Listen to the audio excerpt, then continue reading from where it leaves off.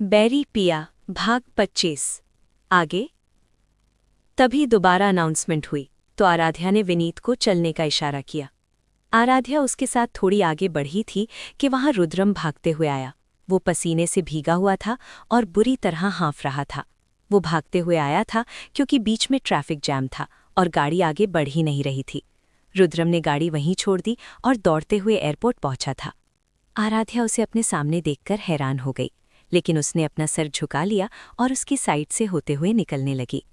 रुद्रम ने उसकी कलाई पकड़ ली और गहरी आवाज में कहा, आप ऐसे नहीं जा सकती आराध्या, आपकी चोट अभी गहरी है। ऐसे में आपका ट्रैवल करना सही नहीं है। 1-2 दिन यहीं रुक जाइए। आराध्या, जो रुद्रम के ऐसे हाथ पकड़ने से सिहर गई थी, वो रुद्रम की आवाज़ सुनकर होश में आई।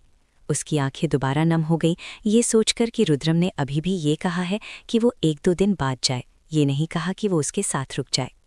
आराध्या बिखरने वाली थी, लेकिन उसने खुद को संभालते हुए कहा, आपको मेरी चिंता करने की ज़रूरत नहीं है, मैं खुद को संभाल लूंगी और अब दर्द नहीं है।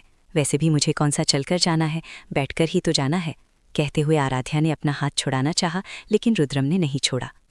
रुद्रम उसे देखते हुए, जिद मत कीजिए आराध्या, चलिए होटल मेरे साथ। आराध्या, मुझे आपके साथ कहीं नहीं जाना, और किस हक से आप मुझे अपने साथ लेकर जाएंगे? हमारा अब कोई रिश्ता नहीं है। जो सिर्फ नाम का रिश्ता था वो भी मैंने आज ख़त्म कर दिया है। मैंने डिवोर्स पेपर साइन करके आपके गार्ड को दे दिए हैं, आप भी साइन कर देना। मेरा हाथ छोड़िए, फ्लाइट चली जाएगी। कहते हुए आराध्या ने जोर से रुद्रम का हाथ झटका, जिससे आराध्या के चेहरे पर दर्द उभर आया। उसने अपने पेट पर हाथ रख लिया क्योंकि झटका उसके पेट पर भी लगा था। रुद्रम ने ये देखकर उसके चेहरे को अपने हाथों में लिया और कहा, आराध्या, आप ठीक हैं? दर्द हो रहा है? आराध्या ने कसकर आंखें बंद कर लीं और दर्द को खुद में समेटने लगी। रुद्रम का चेहरा भी तड़प उठा ये देखकर उसकी बीवी उसी से दर्द छुपाने की कोशिश कर रही है। गलती भी तो उसी ने की है। रुद्रम ने आराध्या को धीरे से अपनी गोद में उठा लिया। आराध्या ने डर से अपने हाथ उसके गले में डाल दिए और हैरानी से उसे देखने लगी। रुद्रम ने कहा, आपको इंडिया जाना है, चली जाना, लेकिन इस फ्लाइट से नहीं जाओगी आप, मेरे प्राइवेट प्लेन से जाएगी। लेकिन उससे पहले मुझे आपकी चोट देखने दीजिए, कहीं स्टिचेस खुल ना गए हों। कहते हुए रुद्रम आराध्या को एक प्राइवेट वेटिंग रूम की तरफ ले गया। अंदर कोई नहीं था, रुद्रम के गार्ड बाहर ही खड़े थे और विनीत भी। रुद्रम ने आराध्या को दीवार से लगाकर खड़ा किया। आराध्या ने सूट पहना हुआ था। रुद्रम ने सूट को थोड़ा ऊपर उठाने के लिए अपना हाथ बढ़ाया, लेकिन आराध्या ने उसका हाथ पकड़ लिया और रुआसी आवाज़ में कहा, ये आप नहीं कर सकते, क्योंकि अब आपका कोई हक नहीं है। आप उस तरफ घूम जाइए, मैं खुद देख लूँगी। रुद्रम ने अपने हाथ को छुड़ाते हुए कहा, मैंने अभी तक पेपर्स पर साइन नहीं किए हैं, इसलिए अभी भी मेरा हक है आप पर। अगर साइन कर भी दिए होते तब भी आप मुझे नहीं रोक सकती थी, क्योंकि मैं आप पर पूरी तरह से अपना हक समझता हूँ। कहते हुए रुद्रम घुटनों पर बैठ गया और उसने धीरे से सूट आराध्या की कमर से हटाया। आराध्या ने कसकर आंखें बंद कर लीं क्योंकि रुद्रम की ठंडी उंगलियां उसके पेट को बार बार छू रही थीं। रुद्रम ने देखा, पट्टी सही लगी हुई थी, ना ही कोई खून दिखाई दे रहा था। ये देखकर रुद्रम ने चैन की सांस ली। अगर स्टिचेस खुल गए होते तो आराध्या को दोबारा दर्द झेलना पड़ता। आराध्या नम आंखों से उसे देख रही थी। रुद्रम ने सर उठाकर उसकी तरफ देखा तो आराध्या ने नाराजगी से चेहरा फेर लिया। रुद्रम के चेहरे पर मुस्कुराहट आ गई। वो खड़ा हुआ और धीमी आवाज में कहा, आप सच में आज ही जाना चाहती हैं? मैं साथ चल सकता हूँ आपके? आराध्या, वो आपका घर है, आप कभी भी वहाँ जा सकते हैं। मैं आपको रोक नहीं सकती, लेकिन मैं आपके साथ नहीं जाऊँगी। रुद्रम ने कहा, ठीक है, मुझे रशिया वापस जाना होगा पहले, क्योंकि कुछ काम बाकी है। मैं 2-3 दिन बाद इंडिया आऊँगा, आप डैड को बता देना। आराध्या ने सोचा कि रुद्रम डिवोर्स के लिए वापस आ रहा है, क्योंकि इतने महीनों में वो कभी घर नहीं आया, तो अचानक से अब क्यों बोल रहा है। लेकिन उसने बिना कोई सवाल किए हाँ में सर हिला दिया। रुद्रम ने अपने गार्ड से प्राइवेट जेट तैयार करने के लिए बोल दिया था। आराध्या जाने के लिए तैयार थी। वो रुद्रम विनीत को समझाते हुए आराध्या को ही देख रहा था, जिससे आराध्या बेचैन हो रही थी। वो रुद्रम की तरफ देखना नहीं चाहती थी, लेकिन बार बार उसकी नज़रें उसी पर ठहर रही थीं। विनीत ने आराध्या को देखते हुए कहा, मैम चलें? आराध्या ने सर हिला दिया। धीरे से आगे बढ़ी। रुद्रम ने विनीत को आगे जाने का इशारा किया और आराध्या के सामने खड़ा हो गया।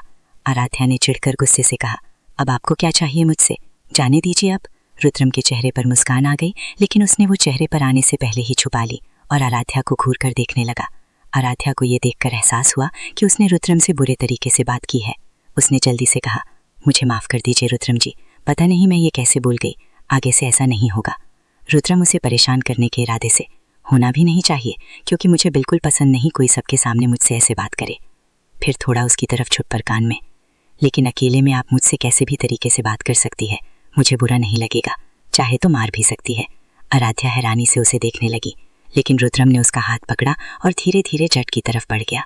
आराध्या को सही से अंदर बैठाकर रुद्रम वहां से निकल गया और कुछ देर बाद ही आराध्या का प्लेन भी इंडिया के लिए रवाना हो गया। आराध्या बेचैन थी कि रुद्रम क्या करने वाला है इंडिया वापस आकर। क्या सच में उनका रिश्ता सिर्फ फेरों तक था? क्या रुद्रम के लिए सच में इस रिश्ते का कोई वजूद नहीं है? सोचते हुए आराध्या की आंखें नम हो गईं, लेकिन वो करती भी तो क्या। वहीं रुद्रम भी कुछ देर बाद रशिया के लिए निकल गया। उसे पता करना था आराध्या पर जो हमला हुआ वो कोई गलतफहमी थी या कोई सच में आराध्या के बारे में जान गया है। रुद्रम जैसे ही रशिया अपने विला में पहुंचा, ऋषि और कबीर उसका ही इंतजार कर रहे थे। ऋषि ने उसे देखते हुए कहा, रुद्रम, तुम अकेले आए हो? आराध्या को क्यों नहीं लाए अपने साथ? रुद्रम, वो वापस इंडिया चली गई है और हम भी कल इंडिया वापस चल रहे हैं। जो भी जरूरी काम है उन्हें कल तक खत्म कर लो। फिर कबीर की तरफ देखते हुए, मैंने सीसीटीवी फुटेज चेक करने के लिए कहा था, वो की तुमने? कबीर हाँ में सिर हिलाते हुए, हाँ, मैंने आराध्या के यहाँ आने से लेकर उसके वापस जाने तक की सभी सीसीटीवी फुटेज चेक की हैं और तुम्हारा शक बिल्कुल सही था रुद्र। विला में एक अजनबी इंसान घुसा था गार्ड के भेष में और उसने आराध्या से कुछ बात भी की थी। कहते हुए कबीर ने सामने टीवी स्क्रीन पर उस समय की सीसीटीवी फुटेज चला दी जब आराध्या रशिया आई थी। रुद्रम ने देखा आराध्या एक गार्ड से बात कर रही है और वो बहुत घबराई हुई है। आराध्या के अंदर जाने के बाद वो गार्ड भी वहां से चला गया।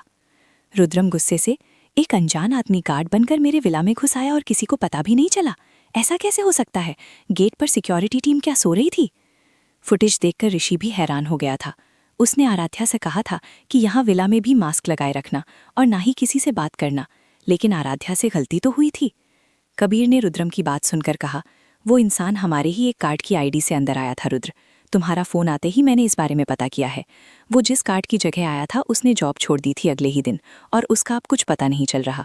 शायद उसने उस गार्ड को ही मार दिया है। उस गार्ड की फैमिली इंडिया में ही रहती हैं। उनसे भी कांटेक्ट करने की कोशिश की थी हमने, लेकिन अभी तक कुछ भी पता नहीं चला है। ये सुनकर रुद्रम और ऋषि भी परेशान हो गए।